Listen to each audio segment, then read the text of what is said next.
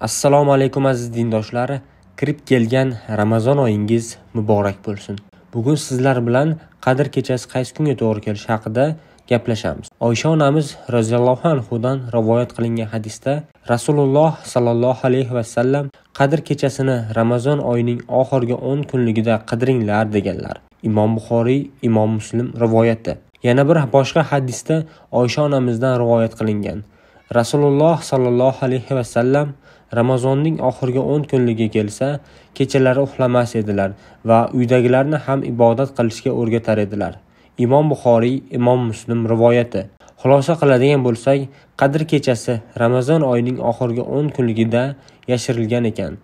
Yana boshqa hadislar bor. Qadr kechasining alomatlari, quyoshning boshqacha chiqishi, hammasini umumiy xulosa qiladigan bo'lsak, ushbu hodisalarning hammasi quyoshning boshqacha chiqishi va o'sha kunning alomatlari hammasi Ramazon oyining oxirgi 10 kunligida sodir bo'lar ekan.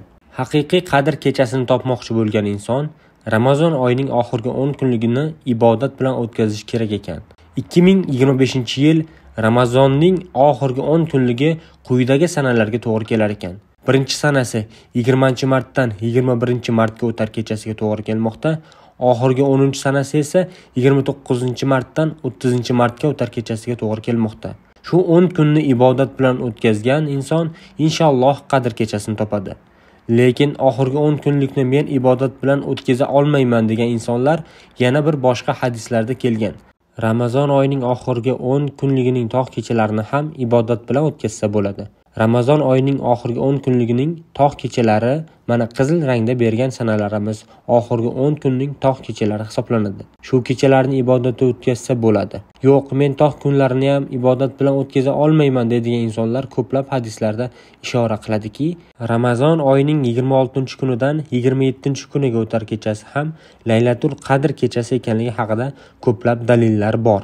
Bu kecha esa 26-martdan 27-martga o'tar kechasiga to'g'ri kelmoqda. Lekin haqiqiy Qadr kechasini topaman degan inson oxirgi 10 kunlikni ibodat bilan o'tkazishi tavsiya etiladi. Videomiz keng tarqalishi uchun do'stlaringizga ham ulashishni unutmang. Sog' bo'ling.